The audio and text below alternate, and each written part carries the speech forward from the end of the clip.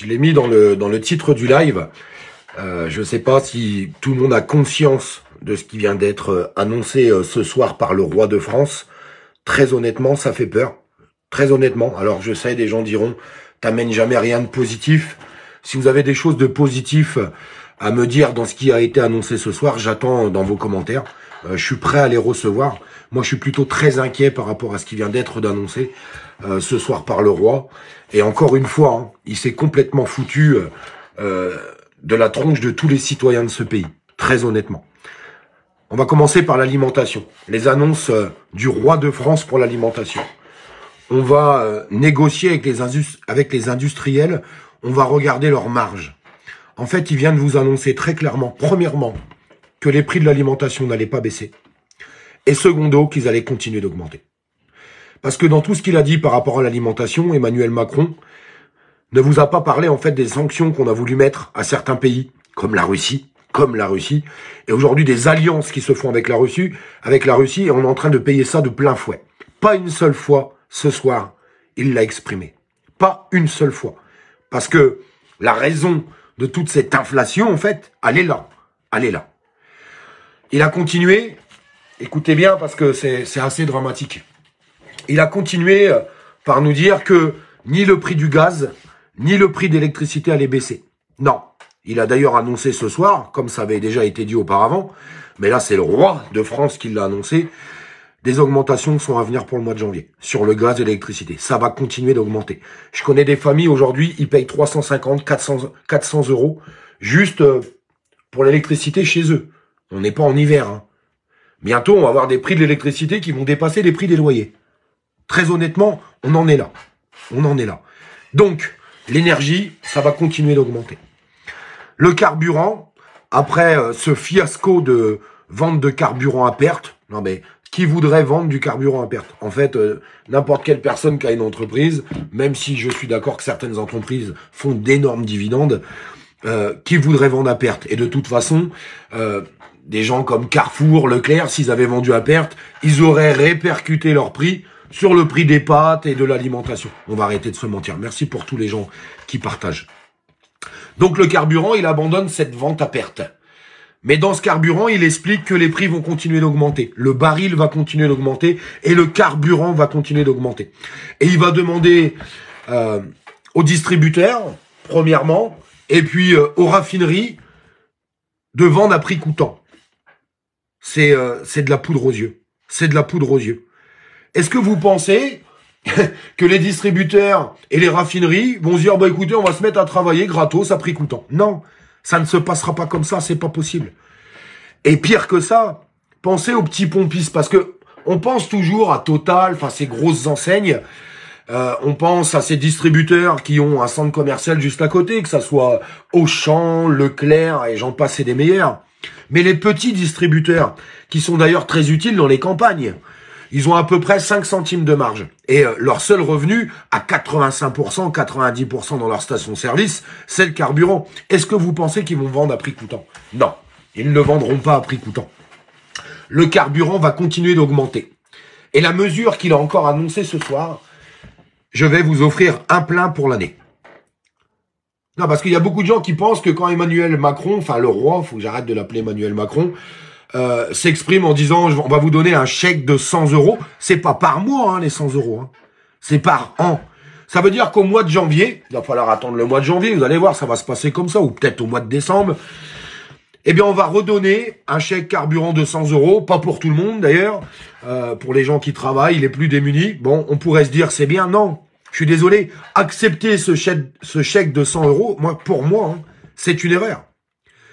Accepter ce chèque de 100 euros, ça veut dire on est d'accord avec les dispositions gouvernementales.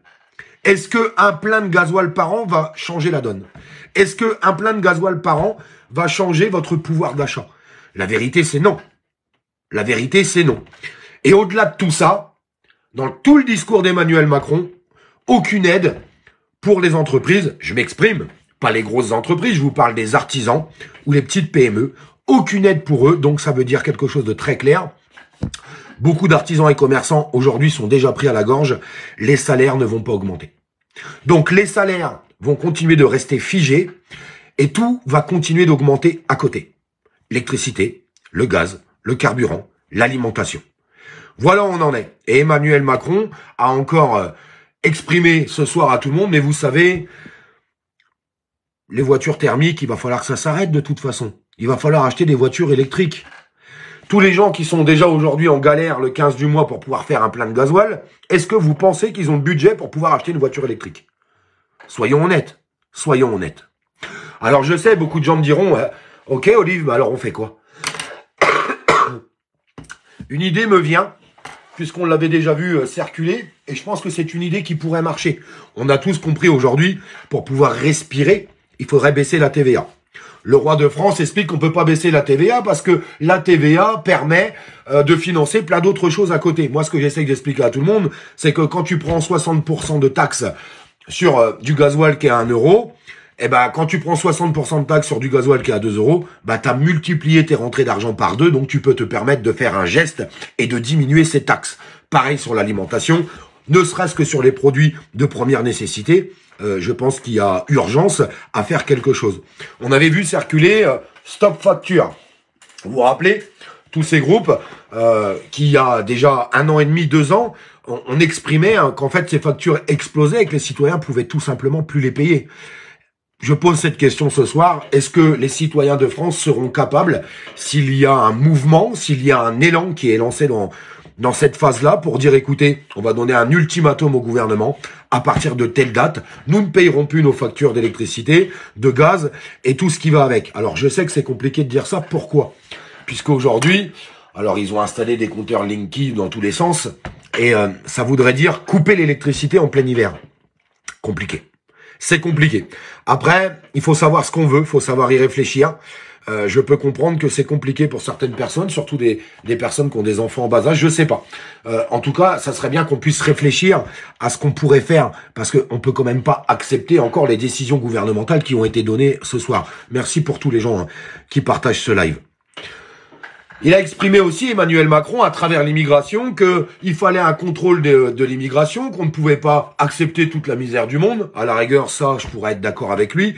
Mais il a aussi dit qu'on avait besoin de cette immigration, puisque le secteur du travail était en manque salarial. Donc, il manquait des salariés dans le secteur du bâtiment, du commerce et de la restauration. En fait, le réel problème de tout ça, Emmanuel Macron est en train de nous dire, écoutez, il y a des migrants qui vont rentrer, chez eux, ils gagnaient peut-être 150 ou 200 euros par mois, on va les faire rentrer chez nous, ils vont être contents de gagner 1200 euros. Mais en fait, ces places-là, il y a plein de Français qui voudraient les prendre, mais ils peuvent pas les prendre parce qu'aujourd'hui, avec 1200 euros, tu ne vis pas. Tout simplement. Et pourquoi le monde de la restauration et du bâtiment aujourd'hui est en difficulté? Parce que ces places sont pas assez payées, et je ne tape pas sur les patrons, sur les petits patrons, je ne tape pas sur les petits patrons, je sais qu'ils sont pris à la gorge avec les charges, avec toutes les augmentations des matières premières et des matériaux, et puis les PGE à rembourser, oui, parce que les gens pensent que l'État a distribué de l'argent gratuitement à tous ces artisans, commerçants, à toutes ces entreprises, et qui remboursent rien. Vous vous trompez, moi je connais des entreprises aujourd'hui, ils remboursent 3500 euros par mois. Le quoi qu'il en coûte. Ouais, le quoi qu'il en coûte. Alors qu'eux, ils ont jamais demandé à être fermés. Mais en tout cas, ils sont en train de rembourser tout ça. Donc, en fait, ces patrons ne peuvent pas payer correctement les salariés parce qu'ils sont déjà pris à la gorge. Pas d'augmentation de salaire. Emmanuel Macron nous dit, des gens issus de l'immigration prendront ces places. C'est exactement ce qu'il a dit ce soir. Exactement ce qu'il a dit ce soir. Très honnêtement, l'avenir est inquiétant. Et puis, on va finir sur le Niger parce que c'est quelque chose que j'ai beaucoup parlé, beaucoup. Et pour éviter d'avoir un bain de sang, je pensais que ça serait plutôt pas mal que l'ambassadeur de France rentre en France, puisque au Niger, les nouveaux dirigeants avaient exprimé qu'ils voulaient plus d'ambassadeurs français et ils voulaient plus de l'armée française là-bas. On est qui pour dire si on impose quoi que ce soit? Ah, Macron, dans un degré de lucidité, mais qui n'est pas de la lucidité. En fait, Emmanuel Macron a compris qu'il avait perdu le combat.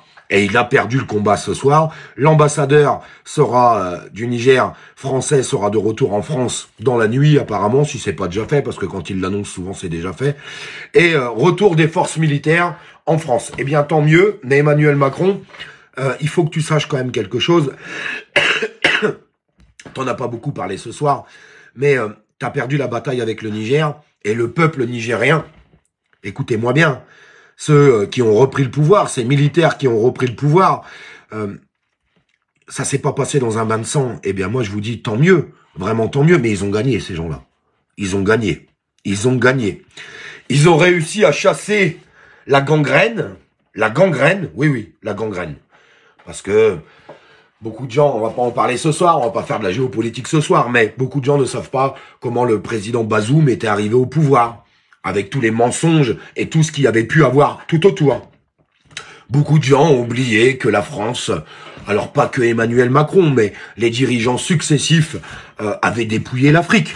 On va arrêter de se mentir. Aujourd'hui, il a perdu la bataille. Parce que le peuple est uni. Et le peuple a fait les choses ensemble. Vous voyez, on a une belle démonstration aujourd'hui. Pourquoi une belle démonstration? Le Niger, un pays aussi pauvre, a réussi à faire les choses. Avec la solidarité. Avec la solidarité, ils réussissent à avancer et à faire les choses.